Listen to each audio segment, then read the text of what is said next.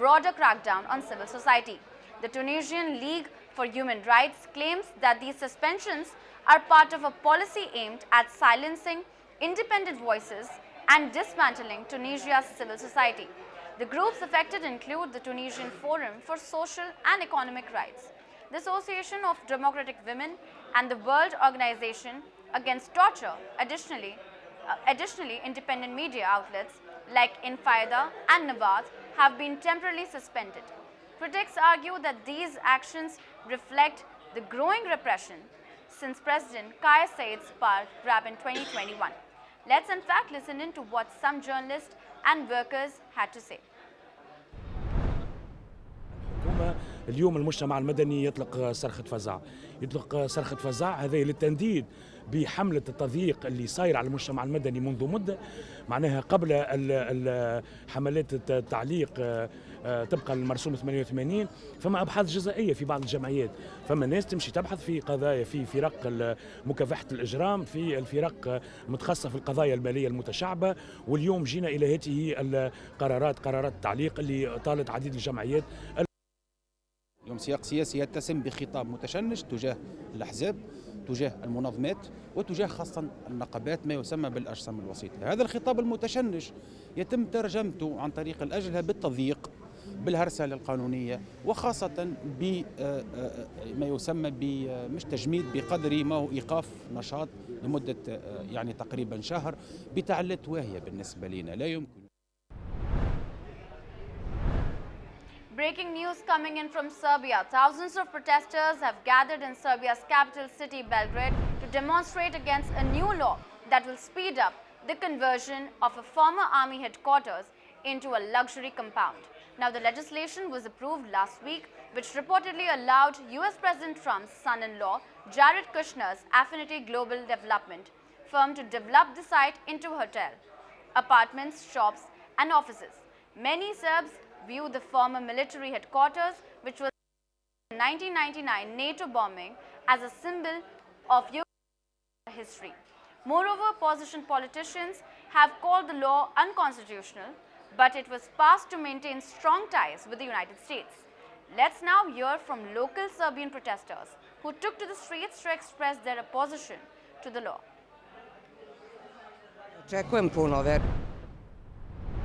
Ne očekujem puno, verujte mi. Iako smo stalno na ulici, ja zaista ne očekujem puno, barem do ostvarenja njihovog sna, a to je EXPO. Jer kraja nema poniženju.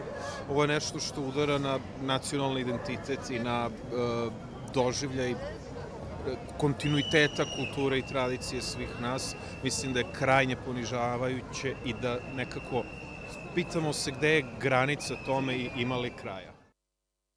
Pa ja sam ovde bio u ovoj zgradi upravo sa pričom mojim prijateljima, onako emotivno, ok, imam neku vezu ličnu, kad sam bio u vojsci, znači bio sam ovde par meseci, ali generalno više ovo gledam kao deo kulturnog nasleđa i to prosto ne možemo da damo. Now, this move follows a year of anti-government protests in Serbia triggered after a deadly railway station collapse last year. Despite the protests, the Serbian government has stripped the old compound of its protected status last November.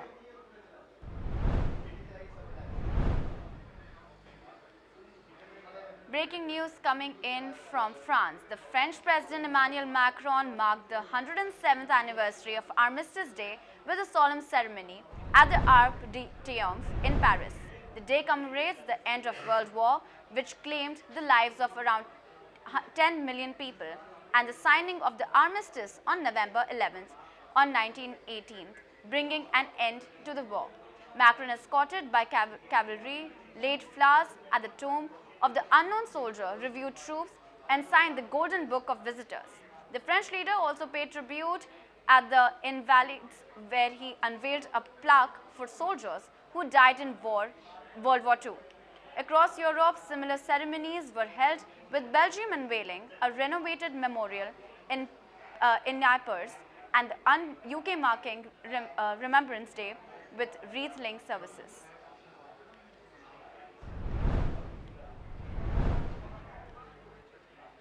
Zaman Kian, a 47-year-old Chinese woman dubbed the goddess of wealth was sentenced to 11 years and 8 months in prison by UK court for orchestrating a multi-billion-dollar Ponzi scheme. The scam defrauded 128,000 people in China between 2014 and 2017, raising billions of dollars, much of which was converted to Bitcoin. After fleeing to the UK in 2017, she evaded capture for years, with British police seizing 61,000 bitcoins worth over £5 billion. Qian, who pleaded guilty to possessing criminal property, was arrested in 2024.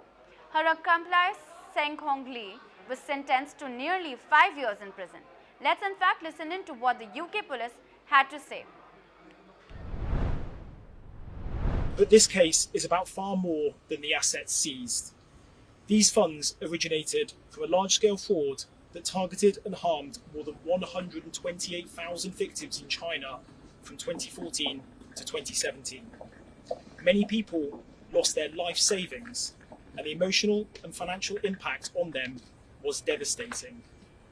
Today's outcome is a step towards justice for those victims.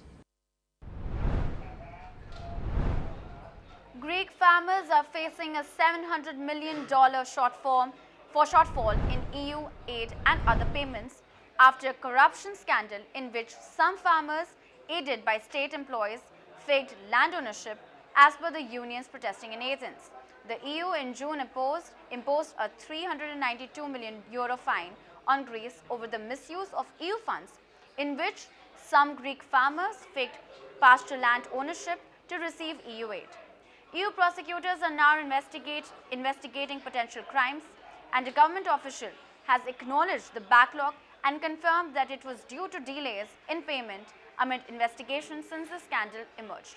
A government minister had also said in September that farmers had misappropriated EU agricultural subsidies worth more than €22 million over 5 years by faking land ownership. The delays come at a time when Greek farmers are also struggling with an outbreak of sheeppox, which has led to hundreds of thousands of sheep and goats being culled. Listen in to what the protesters had to say. Πέρυσι έπρεπε να έχει δώσει 660 εκατομμύρια από τον Ιούνιο σε αγρότες και κτηνοτρόφους από μια σειρά προγράμματα, αποζημιώσεις κτλ. Έχει δώσει περίπου στα 50-55 εκατομμύρια ως τώρα.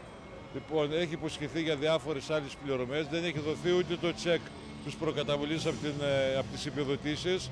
Δεν υπάρχει ρευστότητα αυτή τη στιγμή για να μπορέσουμε να καλλιεργήσουμε. Οι τράπεζες και τα γραμμάτια διαμαρτύρονται. Νιώθουμε πραγματικά απογοητευμένοι, θυμωμένοι, αλλά δεν είμαστε εδώ επέτες, είμαστε εδώ για να πάρουμε αυτά που δικαιούμαστε.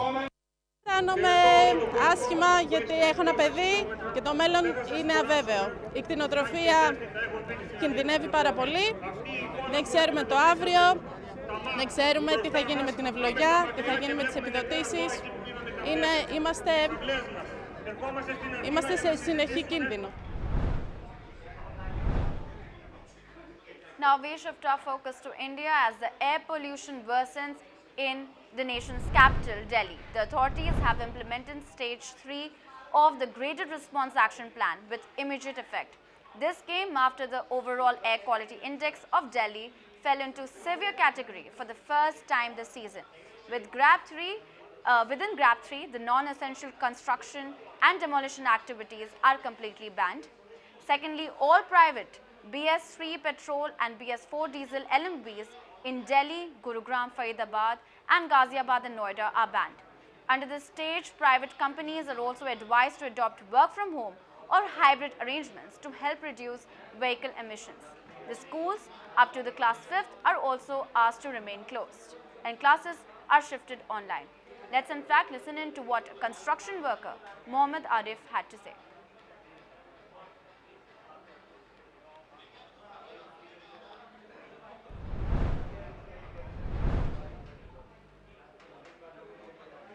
Cristiano Ronaldo has confirmed that the 2026 FIFA World Cup will be his last, stating that he will be 41 years old by the time the tournament takes place.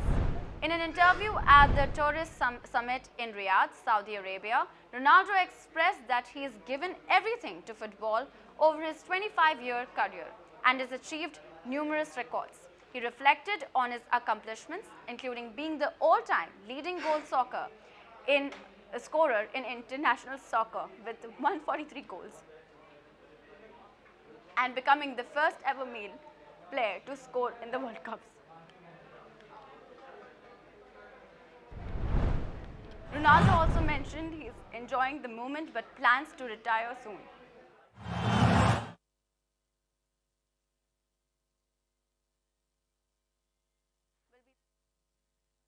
Taking place across the US, Mexico, and Canada. Let's in fact listen into his statement.